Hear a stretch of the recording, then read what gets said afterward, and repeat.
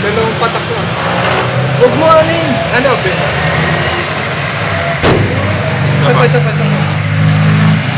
Patak ko na. Kape. Addict ako sa kape. Napakasarap. Lalo na pag may kasama. Kaya ngayon, isasama ko kayo sa mga kapihan na hindi ko pa napupuntahan kasama ang kung sino man.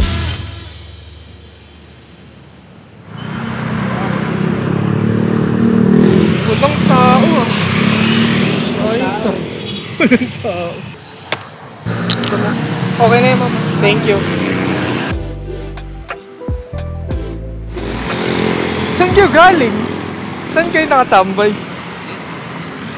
Doon sa Tawiro, may Tawiro kasi doon eh. Yung tawag. Basta may Tawiro. Pedestrian lane. Ah, doon? Walang tao. Walang tao. Ano, Jarms? Musta ka naman? Ano mga isda yan? Tumingin muna eh, no? Ha? Mga isda dyan. Okay naman. May mga, ano? May mga isda? Ay, nasabi nila oh. Let's take kaya. Gagi, walang isda, Aiden. Scam. Crawfish. Ayos yun na. Gandang ano yun. Ngayon nga pala nandito kami ulit sa aming tahanan sa Fairview. Napakatagal na simula nung nagkaroon kami ng kape na episode dito ah. Dapat dito lang eh, pero gumala kami ng gumala, lalo na ako eh. Tapos gabi na naman, no? Hindi ko na rin alam yan. Masaya naman pag gabi. Bali, hinihintay nga pala namin yung leader namin. Nandun lang siya sa may bandang norte. Kuya Ang, nasan ka na? Mag-ingat ka, Kuya Ang. Tama. Ride safe. Ika nga ng mga gangster. Ano, order na muna tayo? Pwede. Ah, tara, order na muna tayo. Order si ate. Ay, grabe talaga, babae. Oh, hanggang 9 lang siya. Shit. Ano kaya kay Papa Am? Madalas siya mag-Spanish latte. Spanish latte? Ayun pala, may caramel macchiato. Ma'am, pwede bang mag-video dito? Kapag kami-kami lang. Pwede daw. Bali kay Papa ang Spanish. Looney, no? Ito, caramel macchiato. Ma'am, isang caramel macchiato na upsize. Tapos, Spanish latte po. Upsize din. Ayaw maggabi ka. Ano ka alam ko na di pa ako pagulog. Bakit? Ano bang ininom mo? Ah, yung ano, sa Hebrew. Yung CG nyo. 7. Thank you. Stay. May chocolate pala eh. Kinabahan ako, kala ko kape lang. Nakapunta ka na ba dito, Ben? Hindi pa. Ah, first time mo lang din? Ano masasabi mo sa ambience? Maganda. Maganda dun sa labas, no? Oo, dun sa labas. Oo nga pala, mga banal tong mga kasama ko ngayon. Mga banal. Lalo na yun, oh. Mga banal. Enjoy good times. Galing. Hindi pa. Nakakamiss din pala kapag solo nyo yung kapehan, no? Tulad ngayon, nakakamiss. Nakakamiss yung ganito. Yan. Kagi, wala pa rin si Papa Ang. Ay, sa kanino to? Ganda niya na. So, ayun guys. Ang in-order ko is chocolate. Kasi hindi ako nakatulog na karaan. Chocolate muna tayo. At chocolate sa gabi. Tikman muna natin.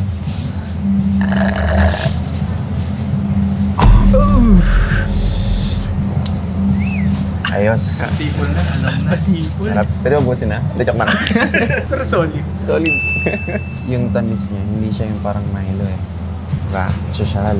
So, hindi siya din ganun katamis. Pero sarap. Gusto niyo tikman? Patikim mo. Gusto niyo tikman? Cheers!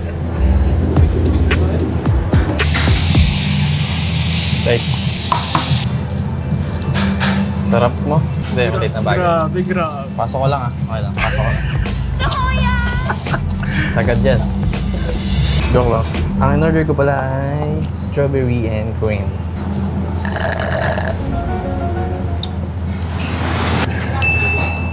Sarap. Lasang strawberry and cream. Tama naman. Kasi ito naman yung enjoy ko, di ba? Tamis. Parang hindi ko maubos to guys. Kasi pag sobrang tamis, di ko talaga inuubos. Pero masarap. Lasang-lasa mo yung strawberry niya talaga. Legit. Okay, caramel macchiato ulit. Ito tama no, ito yung akin. Kasi pare sila ng ice latte. Siyempre, haluin muna natin. Kita yung halo. Ayos. Yan. Alam mo, mga nagtatago eh. Pero first time ko makakita ng ganito na hindi halo yung macchiato. I mean, ang weird. Pero ganun talaga. Iba-ibang coffee shop, iba-ibang kape. Wow! Kalasa niya yung sa Pampanga, sa Cafe Dia. Pero syempre mas potent yung kape doon. I mean yung pait, pero halos kaparehas niya. Oo nga, solid. Pero hindi, hindi. Oo nga, ito nga yung caramel. Kala ko wala na naman yung caramel katulad nung nakaraan. Pero yun, sarap. Ipang didilis ko to kung malapit lang ako dito. Kaya pala top tier coffee. Top tier. Ayos. Ayun na, si Papa Idol. Papa Idol, bigyan mo naman kami peace bump. Papa Idol. Sabi ni Ben, ano daw siya Spanish. Wala decision ka Oo, pinadesisyon ka. No? Pero kung ayaw mo yan, tapon na lang natin. Tapon na lang natin. Ayaw mo yan. Gusto ko lang. Ay, yun ang gusto ko dun. Gusto ka naman. So far, goods. Masarap mabuhay. Nandito nga pala kami ngayon sa Top Tier Coffee! Aray ko! Hindi ako nag-order neto eh. Pero iti-taste test ko. Ang flavor neto, Spanish latte. Ito, ano to hindi to bayad Honest review lang to Masarap siya, in fairness. First time mo lang din ba dito? Top tier? Naririnig ko na pero hindi pa ako nakadalaw. Hindi ko lang maramdaman yung condense. Pero nandiyan yung sipa, no? Pero yung sipa, no? Grabe, sipa. Grabe, wapo dyan, idol. All goods. Masarap. Para siyang light na cafe latte. Yung pagkalasan. Grabe, magaling pala ito mag-review. Pero gustong gusto ko yung tapang ng kape. Hindi matapang sobra, hindi rin mild. Sakto lang. Cheers! Grabe naman yun. Tinapon natin yung ni Ben. Bossing! Yan! Bango mo, Ben. Yan! O nga, no? Parang babae. Yung bango eh. Parang babae. Sarap mo, Ben. Sige. Konting pakilala lang. Siya nga pala yung leader namin sa care group namin. Kilala naman natin na to eh. Ito yung kasama ko lagi pagdating sa church. Kaya ngayon, tatanungin kita ng para sa akin, isa sa pinakamahirap gampanin ng isang leader. Kasi bilang isang leader, paano mo na uunlakan manatili yung mga tao? Dahil syempre, nagbabago yung panahon at nag-iiba ng priorities. Kumbaga, paano mo sila nalalagay pa rin sa iisang path? Maganda yung tanong mo Ang bigat ng tanong mo Bigat daw tanong ko, guys. Mabigat yung tanong mo. Tigilan natin to. Ayaw na, di na kaya. Pero seryosong sagot. Actually, natutunan ko to kanina. Fresh na fresh. Galing ako ng conference. Kasi dapat daw, papababawin ko na lang.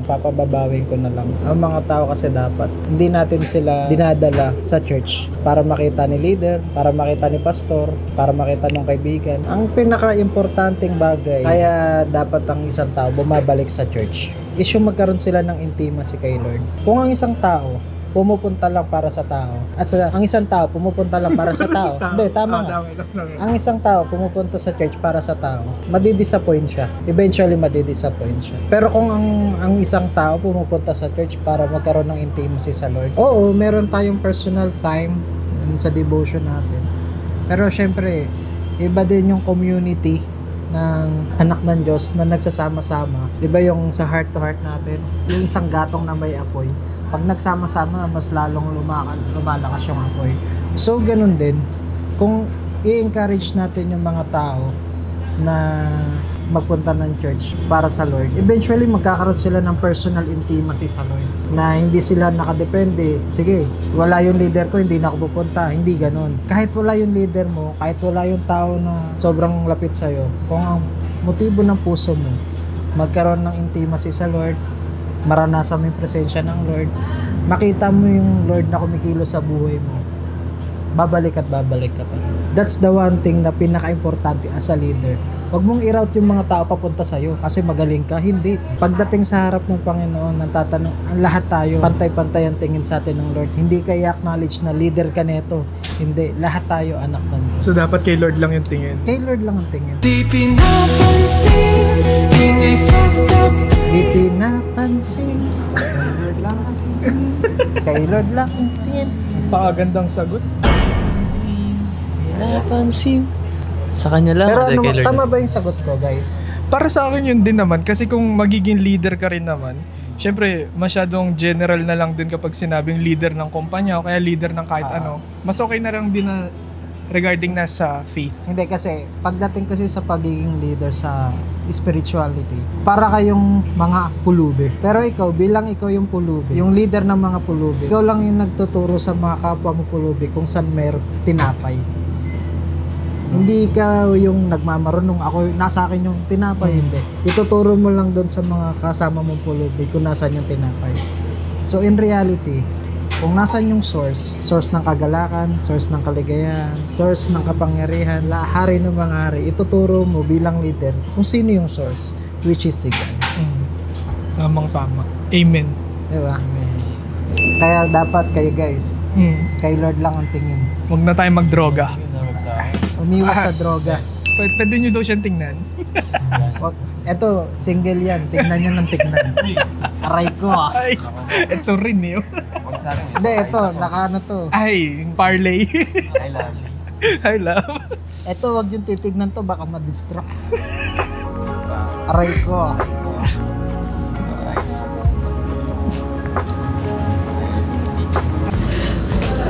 Okay.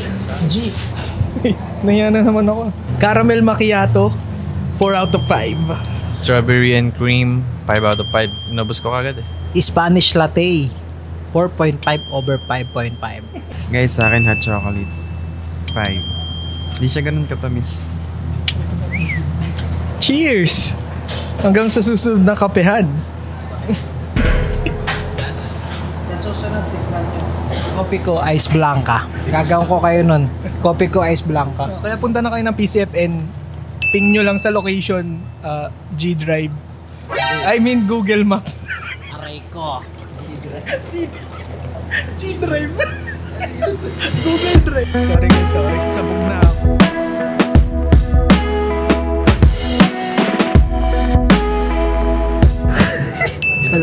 G. Kala mo tutuliin eh, no?